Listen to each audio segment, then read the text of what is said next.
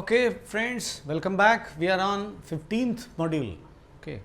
In this particular module, we'll be looking at three additional search algorithms. One is called iterative deepening A star. We've already seen iterative deepening. Now we are going to see how A star and iterative deepening matches here. We'll have there is something called RBF or recursive best first search, and then we'll have an introduction to agents. What they are, let us see. You've already seen A star is a very popular algorithm, and because A star is very popular, a lot of others try to adapt to the characteristics or the good things of A star and learn better and become better. So, iterative deepening, we have already seen the iterative deepening. You start with root node, explore the first level, again start from root level, explore 2 levels, again start root 3 levels. Seemingly wasteful, but found useful, as I said when we discussed about iterative deepening, that such a thing, if we provide heuristic value with it, it becomes better. Okay, so Ideastar is basically that. We'll be looking at Ideastar first, and then RBF, okay, which is recursive best first search. Both of them are memory bound. They are known as memory bound searches. The memory bound, why they are called memory bound? Because they expect memory to be limited and are designed purposefully in a way that amount of memory that is required is always minimal. What we do is for RBF, the conventional depth first search, if you remember, it remembers unexplored node, list of unexplored node, list of explored nodes. Why it keeps a list of explored nodes? Because if an explored node is regenerated, it will find that thing out. Why it keeps unexplored nodes? Because it will pick up the best out of that and pick up next. Okay, so that it keeps. But in case where such lists are impossible to be kept due to shortage of memory, RBF like solution may be used, because which doesn't keep the explored list and only the best unexplored node is picked up. The advantage of this is that you don't need to require amount of memory that you need, and obviously the cost is that you may explore an explored node yet again. Okay, so that's the problem. AI is driven by lot of programs which are more or less automated, can interact with real world. For example, a program which books our tickets, the program which arranges our tours and all that on its own based on our preferences. So, when you do things like that, the program acts on our behalf. When a program acts on our behalf, it is called an agent. In fact, if you look at intrusion detection systems, there are a lot of botnets coming up. Those botnets are basically softwares, a small software which goes to some other computer and acts on the attacker's behalf. Okay, so they are also examples of agents, and we'll be talking about that's the third thing that we are going to look at in this module. We'll introduce Ideastar and RBF star in short first, and then we'll move to agents. They were both Ideastar and RBF were proposed by a guy called Richard Korf, and he was working on, as a professor working on space complexity of algorithms, and he was interested in improving the cost of the solution path calculation. He was interested in reducing the amount of memory to be used. He assumed that the amount of computing power needed may be more, but the memory should be less. And he has devised these two algorithms. And there are three things that he wanted to optimize precisely. First, the amount of memory that is to be used, so the cost of finding the solution itself, and the path to the solution itself. And he was working on computational biology problem where the search space is like grid structure. So, number of combinations and permutations become very, very large after a while. And when that happens, it becomes very hard for the algorithm to proceed further. The amount of memory that you need to store explored nodes, the amount of memory that you need to store unexplored nodes goes quite high, and because of that, that leads into trouble. So, the Ideastar, how it works, both Ideastar and RBF, both has a linear space search strategy. That means the amount of search space at any given point of time increases linearly rather than exponentially, because in case of grid it increases exponentially. The number of paths that you require to explore at every point of time is exponential in normal case. In this case, it is linear. So, that is the biggest achievement of Ideastar. Obviously, it adds to the cost of, in fact, the same nodes are explored again and again, because you don't remember that this node is already explored, is going to add to that time. So, that's a disadvantage of this algorithm. And in one sense, this Ideastar is more near to depth first this limited search that we have seen in probably the fourth model. Now, the idea is very simple. Remember DFDL. Okay, what does it do? It explores, it assumes the length to be some value, okay, depth maximum 3 or 4 or 5. Now you explore that. If you reach there, you limit it. Okay, go back, act like you have reached to a dead end, and you go ahead and explore the search space for that depth only. Now in DF, depth first, depth limited, usually you start with length equal to 1, then 2, then 3, or you start with 3 and 6 and so on. Here, instead of that, it's quite interesting move is that you don't do that, you just use a g plus h dash. Take a specific value of g plus h dash. For example, you just say that 3 g plus h dash to be 3. So what you do, you just start exploring nodes, and if whenever g plus h dash value goes beyond 3, you just stop and take a previous node and take the other branch and so on and so forth. So Ideastar is very similar to DL. Okay. The only point is you just use g plus f.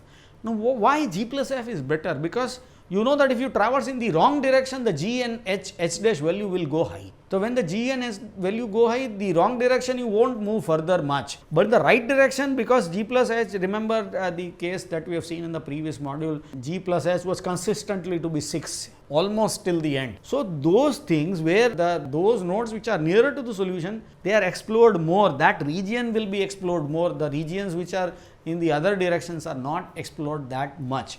That is the advantage of using this method. And if you don't get, what will happen? In most cases where SDET underestimates this, you probably will not get for the first time, because you estimated it to be 3, but it is actually 6. So you won't. So, but then once you do not get it, you can increment, you can pick up the best node so far and use that thing as the measure and again try. Okay.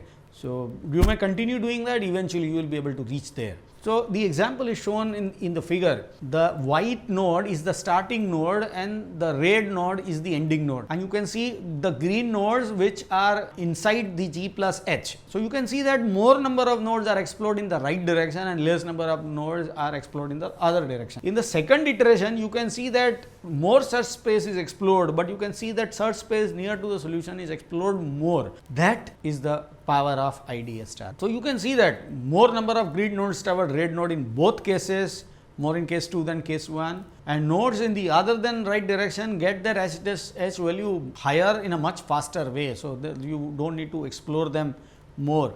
And you can see that doesn't demand the amount of space A star needs. Why this is preferred in some cases. It uses optimized storage, but costly in terms of time.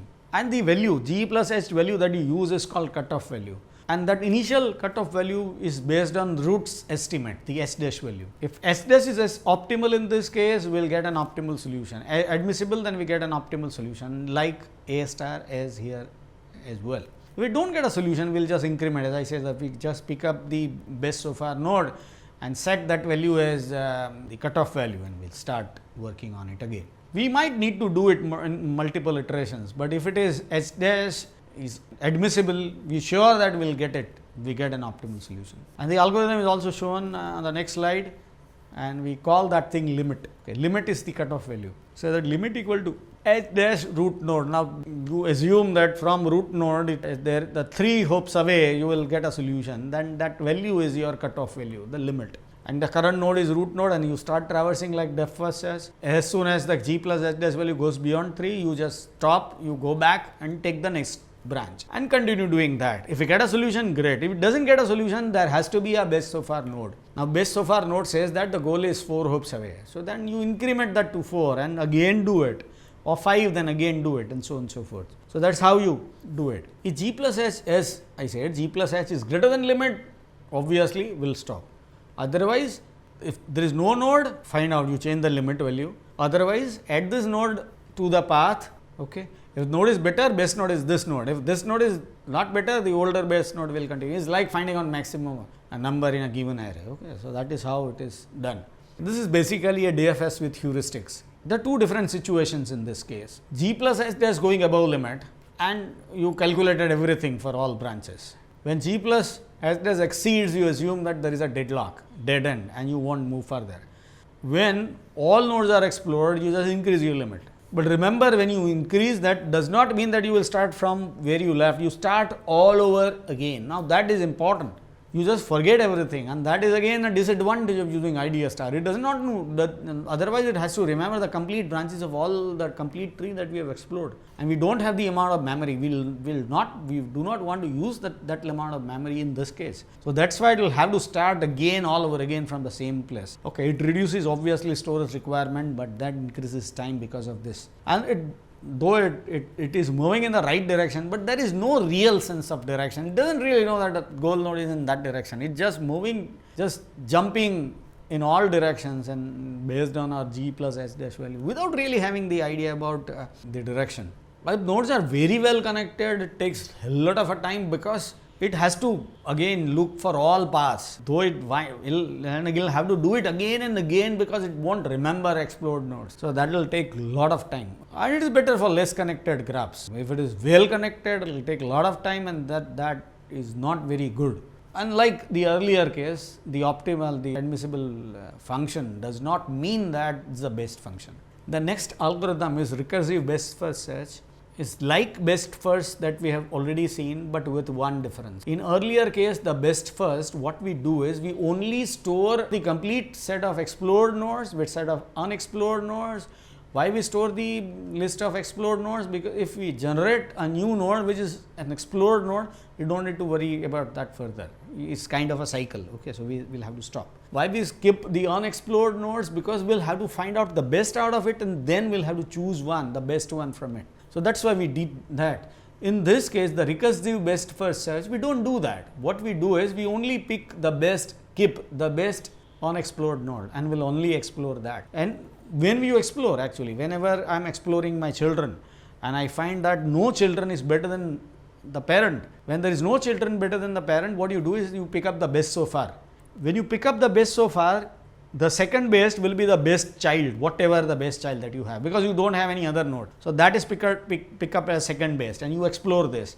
When you explore this, you find that these children are much higher value than this, then you pick up this and start. And at this point of time, the best child of this becomes the second best. So you only keep two values, best and the second best, and whenever you move from one value to the other, the best value becomes second best, and whatever value you move to becomes the best. Okay, so that's how it proceeds further. Like the other case, Ideastar case, it's like normal depth first search. Okay, the best node is explored, but second best is preserved. It won't preserve all other nodes, only second best. And if the best node is explored and all children are found to be worse, the search process backtracks to the second best. Okay, so on and so forth. I have already discussed that. Now with that, we have studied two things: Ideastar and recursive best first. Both of them are memory bound searches. Both of them are good searches for space constrained problems. So whenever there is an issue with space, either of the algorithm can be used.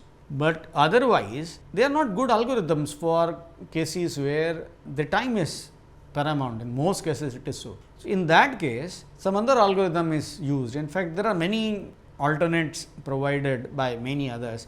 Instead of just keeping one node, you just keep the nodes which you can fit in the available memory is one solution. There are a lot of similar solutions provided.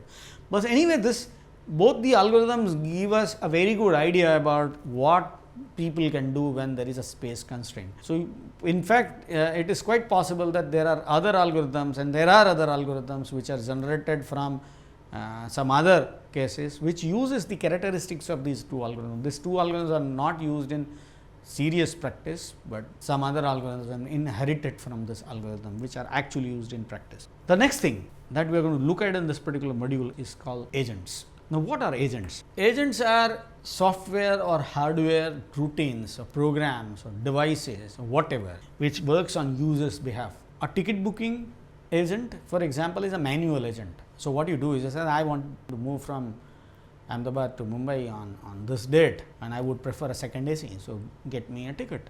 And he will do that. He will look for trains, he will look for timings and all that. Look at my preferences. I probably have provided my preferences. I prefer a window seat. I'll prefer, if I'm traveling by day, I require a chair car. At night, I'll require 3 AC and so on and so forth.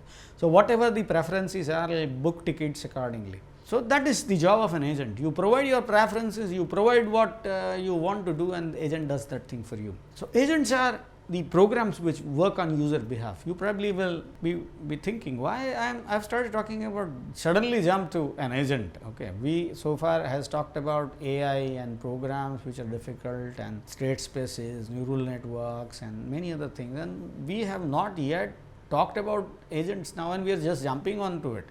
What's the point? Why we are talking about agents? Anyway, when we talk about a search algorithm, or for example chess playing program, or a self-driving car, or whatever, eventually the solution has to exist in real world, has to connect with the real world, communicate with the real world, send something, receive something from the real world, and actually be a part of real world. And if you want it to work that way, the concept of agent comes handy, because agent is basically something which works on user's behalf, or the programmer's behalf, or the designer's behalf, and do exactly what they say, and interacting with the rest of the world, doing things with the rest of the world, requires it to solve the problems like we are doing so far. Okay, so that's basically the same thing which we are talking about. The only thing is that we have become more explicit now. We are talking about the real world case. So far we just say that chess playing algorithm is doing this, but we have not actually said how chess playing programs will work, how self-driving cars will work, how work to find out shortest route between two places. The agent, railway ticket booking agent, or real estate agent, even intrusion detection agent, they work the same. They work on user's behalf. What they do is they interact with the world. For example, intrusion detection system is the world of intrusion detection system is the computer address space where it runs, interacts with other processes, figuring out whether a process is malicious or not, and take the decision. It takes something from the world, it gives something back, and so on and so forth. So it's basically an extension to the discussion that we already have. The search spaces, the method to find solutions, and all that are really implemented using agents. A trip advisor is another example. A trip advisor is going to advise you about a trip. For example, you say that I want to plan a trip to Manali with my family, and the trip analyzer, looking at the preferences, will look at the possibilities of booking, the hotel booking, the dates and all that, even my budget and other information, and will do all that for me. This is basically a software agent. Compared to that, a self-driving car which let me travel from one place to the other is not only a software, is also a hardware. So it's hardware plus software. So agents may be hardware, agent may be software, agent may be hardware plus software. So these are the examples of agents, and they are using whatever we are discussing so far is actually being used by agents. So they are explicit versions of what we are talking. Another example is a parking sensor node which looks at the car being parked and decide whether the car is being parked properly or not, and start beeping when it is not, so and so forth. There are a lot of IoT devices appearing in this world right now. Okay, house monitoring system and smart agricultural system, and the implantable medical devices which looks at the body temperature and the blood sugar level and blood pressure and all that. So these are all examples of sensors which are taking some inputs, generating some outputs, and also processing using AI. So our discussion actually is confined to agents which think intelligently, which has to take decision based on things that we have talked about. Obviously, people call the agent with hardware plus software as physical agents, and the agents only containing software are called software agents. And I've told you, the world of agent is different. For example, intrusion detection system, the world of an agent is the operating system in which it runs, or the network in which it runs, and the processes which it interacts with, and so on and so forth. That's called the environment of the agent. A self-driving car, the environment is not itself, but the roads, the other vehicles, people who are using that car, and so on and so forth, other pedestrians, other vehicles, everybody who is there on the road and comes across when using this car, and so on and so forth.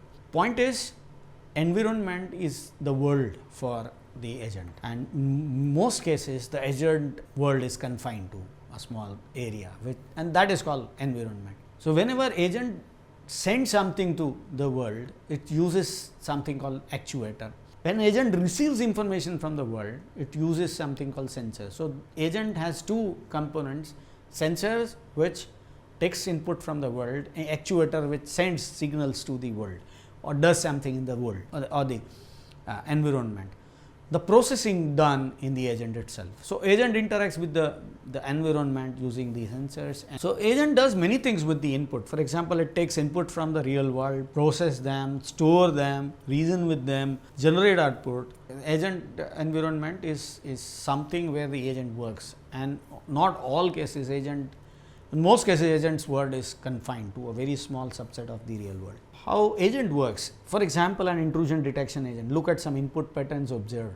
It looks at what is coming up and decide whether it is an attack or not. If it is an attack, it sends the signal somewhere. If it is not an attack, it let it go. So, the information that it gets is called percept. For example, there was a very old attack called land attack, where the sending IP address is same as the receiving IP address. So, if what does the agent do in this case? It looks at the current percept or the current packet that it is looking at, current observation, and it finds that the source address is same as the destination address.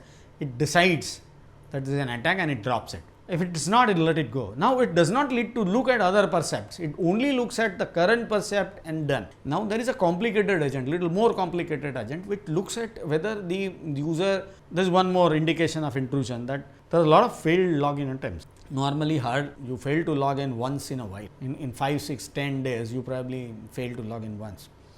On one fine day, if the system finds you failing to log 50 times in an hour, now that is a serious thing. Now, that is something very different, and I want to capture such things. So, I start running an agent. So, that agent does what? Can it only look at current percept and decide? It cannot. It has to look at percepts of last 1 hour and try to figure out how many failed login attempts happen. When it does that, it will see that it crossing value 50, it let me know. Okay, you can decide that value is 50 or 10 or 5, whatever. But here the difference is that it has to look at not one current percept, but previous percepts as well, and that is called percept sequence. So, agent can take decision based on current percept, which is simpler agent. Agent may take decision based on the percept sequence. Okay. And conventional old intrusion detection systems were like virus scanners. You just look at the packet and it finds that the packet contains something which raises the suspension. It says that suspiciousness, and then it just pick up that thing and drop it. Okay. So, just looking at the current percept, it decides. If it is not found that, let it go. But then, as I said, there is a simpler methods. This signature recognition is always based on current percept. But then there is a stateful kind of a situation where it looks at multiple states, knows what has happened before and all that. So, it remembers all that percept sequence and take a decision.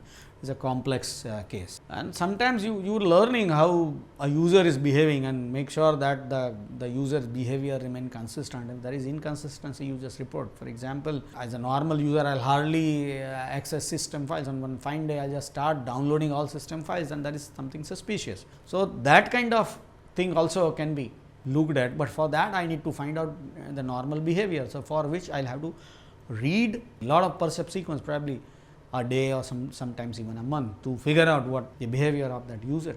So, for that, this percept sequence makes a lot of sense. There is one more word, rationality, is attached to agents working.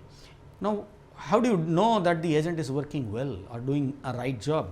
One answer probably is, it will decide based on the output. If the output is good, the agent is doing a real job. If the output is not good, the agent is not doing a real job, a good job. But then it is not very good. For example, if I have designed a chess playing robot, that chess playing robot is playing something and take a silliest move, but the opponent tops the program by taking a sillier move and lost. Do you consider that that move was good? Or the other way around, if the move the chess player program has taken is really good, but the opponent is very, very good and eventually could defeat. So, will the agent consider that the move is not very good? No, in either of the cases it is wrong. There are many other cases depicted in the handout as well as the PPT. One is self-driving car. If you are traveling in the right lane and somebody comes from the wrong lane and just meet with an accident, that does not mean, or crushes you, does not mean that you have taken a wrong decision by riding in the right lane. So, that kind of situation. So, you do not need to measure agent's performance looking at the output, but the better idea is to look at the objectives, and as long as the agent's working is based on the objectives. For example, user convenience. So, self-driving car, if the user is convenient, it reaches to the destination, the time, and feels comfortable. Not only the user, the person who is sitting in the car, but others, the fellow travelers also find that it is fairly doing well.